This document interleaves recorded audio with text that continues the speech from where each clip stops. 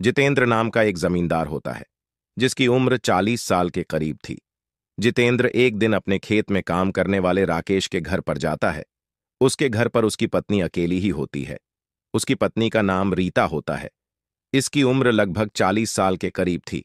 जितेंद्र रीता के पास आकर बैठ जाता है और उससे बातचीत करने लगता है। दोस्तों, रीता कहीं ना कहीं जितेंद्र को पसंद करती थी, उससे प्यार करती थी, उससे मोहब्बत करती थी। फिर जितेंद्र रीता का हाथ पकड़ता है और उसके कमरे में लेकर चला जाता है। फिर यह दोनों एक एक करके अपने कपड़े उतार देते हैं और थोड़ी देर के बाद एक दूसरे के साथ संबंध बनाने लगते हैं। यह दोनों लगभग 2-3 बार एक दूसरे के साथ संबंध बनाते हैं और जब थक जाते हैं तो वहीं पर लेट जाते हैं। अच्छा, थोड़ी देर के बाद रीता की एक 10 साल की बेटी अपने स्कूल से घर पर आ जाती है और अपनी माँ को आवाज लगाती है कि माँ, आप कहाँ पर हो। फिर जितेंद्र उसकी आवाज सुनकर अपने कपड़े पहनता है और कमरे से बाहर निकलता है।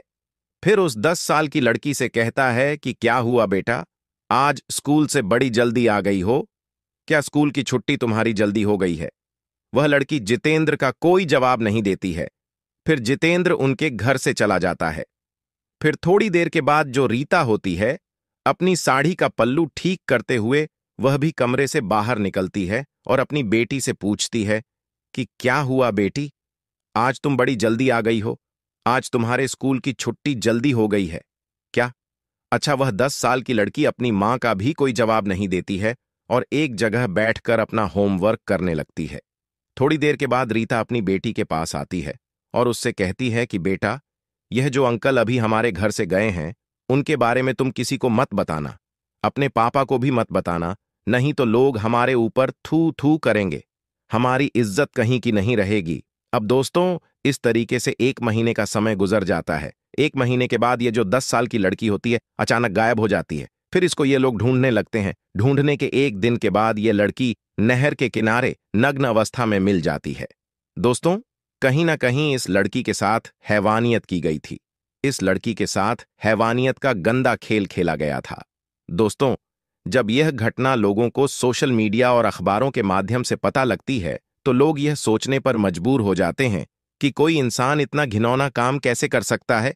जी हां दोस्तों, आज की इस घटना को सुनने के बाद शायद आप लोगों को भी बड़ी हैरानी होगी, इसीलिए इस वीडियो में आप अंत तक बने रहिएगा। नमस्कार साथियों, वीडियो अभी पूरा बाकी है। क्लियर क्राइम चैनल में आपका स्वागत है। साथियों, आज हम फिर से एक नई सच्ची घटना लेकर आए हैं, जिसे सुनकर आप सब लोग चौंक जाएंगे, हैरान में पड़ जाएंगे और मन ही मन में सोचेंगे आखिर भला ऐसा कैसे हो सकता है। दोस्तों, यहाँ पर मैं आपको एक बात बता दूं, यहाँ पर हम जो भी स्टोरी लाते हैं, कहानियां लाते हैं, वो है बिल्कुल सच्ची लाते हैं। जी हाँ, सच्ची। अगर आपके पास भी कोई कहानी, आपके मोहल्ले के आसपास की कोई घटना है, तो मुझे कमेंट सेक्शन में जरूर बताइएगा। हम आपसे कांटेक्ट करेंगे और आपकी जो कहानी है वो अपने चैनल पर दिखाएंगे। इसके साथ ही दोस्तों, अभी तक आपने हमारे चैनल को सब्सक्राइब नहीं किया है तो यार चैनल को सब्सक्राइब जरूर कीजिए।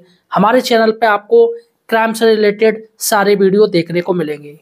साथियों, आप मेरा वीडियो कहाँ से देख रहे हो, किस शहर से देख रहे हो, आपका नाम क्या है, मुझे कमेंट सेक्शन में अपना नाम और अपने शहर का नाम जरूर बताइएगा।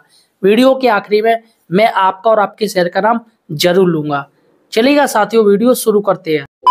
कल दोस्तों, यह सच्ची घटना पश्चिम बिहार राज्य के अंतर्गत एक थाना पड़ता है पटखौली, और इसी थाना के अंतर्गत एक छोटा सा परिवार होता है। परिवार में राकेश नाम का एक व्यक्ति था। इसकी उम्र 45 साल के करीब थी। राकेश की पत्नी रीता, इसकी उम्र 40 साल के करीब थी और इन दोनों की एक 10 साल की बेटी थी। इसका नाम प्राची होती।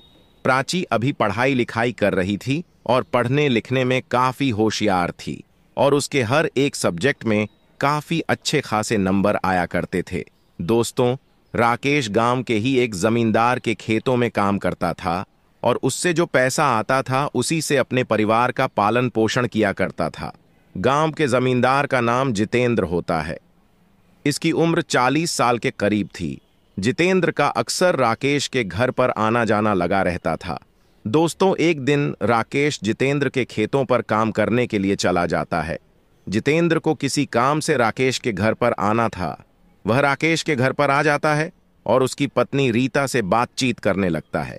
रीता उससे हंस हंस के बात कर रही थी। जितेंद्र को यह सब अच्छा लगता है। अब इस तरीके से जितेंद्र को जब भी मौका मिलता था वह उसके घर पर आया करता था और रीता से बातचीत किया करता था। दोस्तों, रीता भी कहीं ना कहीं जितेंद्र को पसंद करने लगी थी, उससे प्यार करने लगी थी, उससे मोहब्बत करने लगी थी। इस तरीके से एक हफ्ते का समय गुजर जाता है। एक हफ्ते के बाद राकेश फिर से जितेंद्र के खेतों पर काम करने के लिए चला जाता है। अब जितेंद्र को मौका मिल जाता है और तुरंत ही वह रीता के घर पर आ जाता है और उससे बातचीत करने लगता है। थोड़ी देर के बाद वह रीता का हाथ पकड़ता है और उसको उसके कमरे में लेकर चला जाता है और एक एक कपड़े उसके उतार देता है। अच्छा, रीता इसका कोई विरोध नहीं कर रही थी।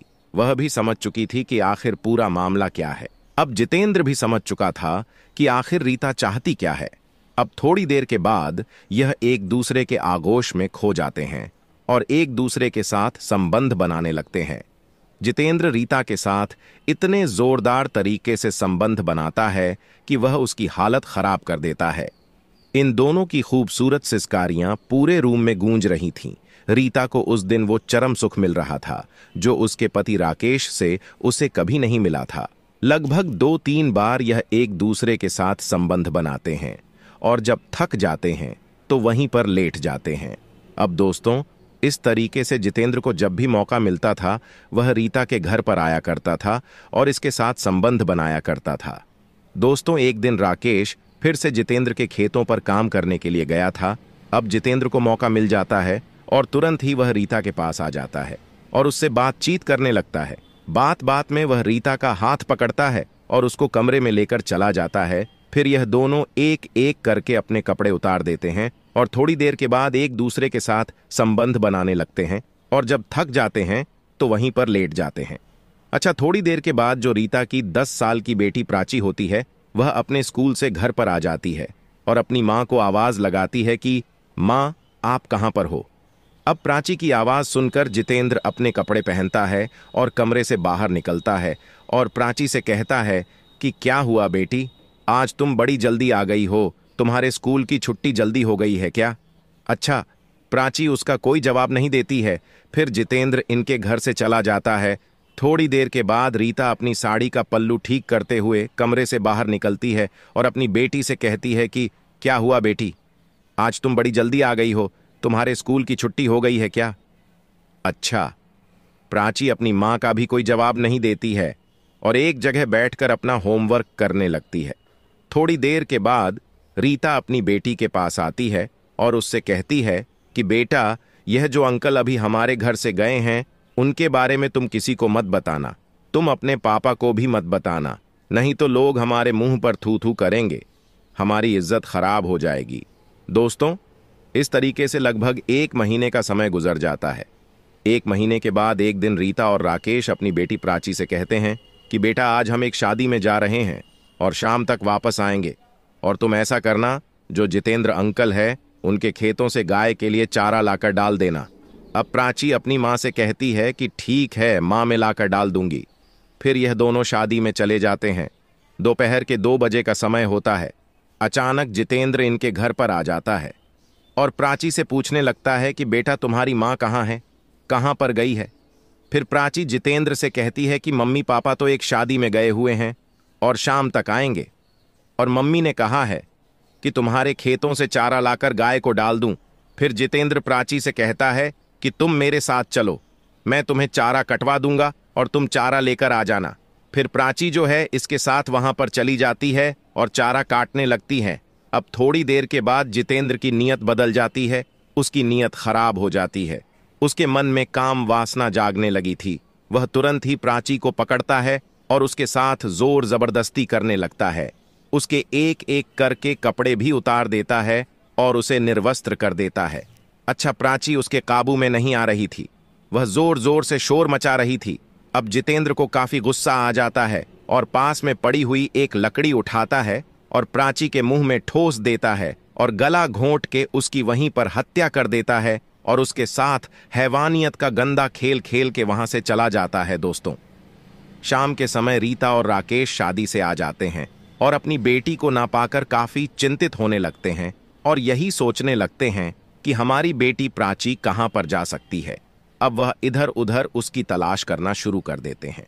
पूरे गांव में तलाश करने लगते हैं सब लोगों से पूछते हैं कि किसी ने उसकी बेटी को देखा तो है, लेकिन हर आदमी मना कर देता है कि हमने उसकी बेटी प्राची को कहीं नहीं देखा है।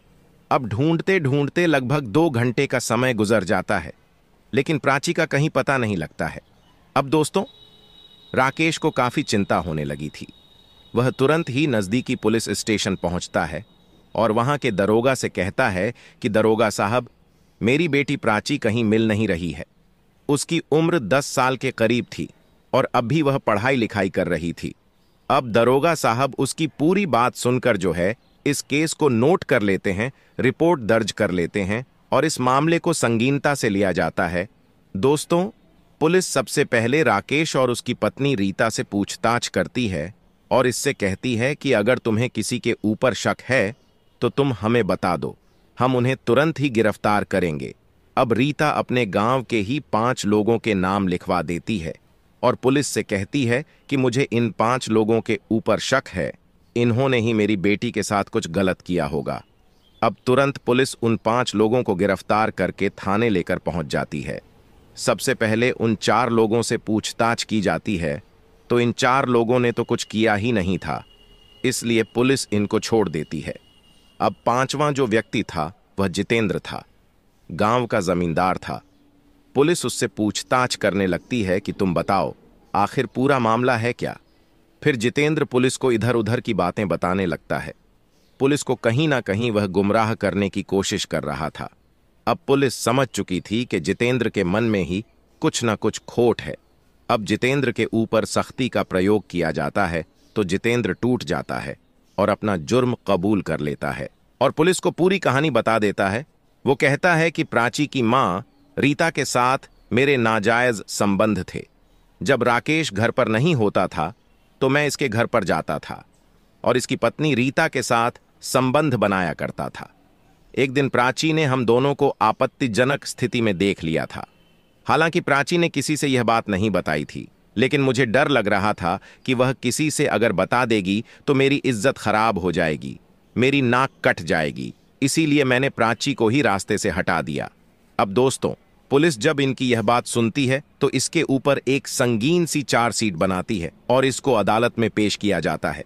जब जज साहब इसकी कहानी सुनते हैं तो इसे आजीवन कारावास यानी उम्र कैद की सजा सुना दी जाती है।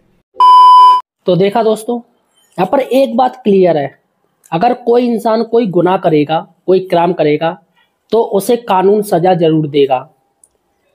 उसको जेल में डाला जाएगा, सलाखों के अंदर डाला जाएगा। और दोस्तों, हमारा ये जो कहानी, ये जो सच्ची घटना सुनाने का सिर्फ इतना मकसद है, हम आपको बताना चाहते कि आजकल समाज में किस तरीके से क्राइम फैल रहा है। लोग अपने रिश्ते नातेदार भूलते जा रहे हैं। दोस्तों, अतः मैं चाहता हूं आप सजग रहिएगा और सतर्क रहिएगा और इन घटनाओं से दूर रहिएगा, इन क्राइम जैसी चीज़ों से दूर रहिएगा।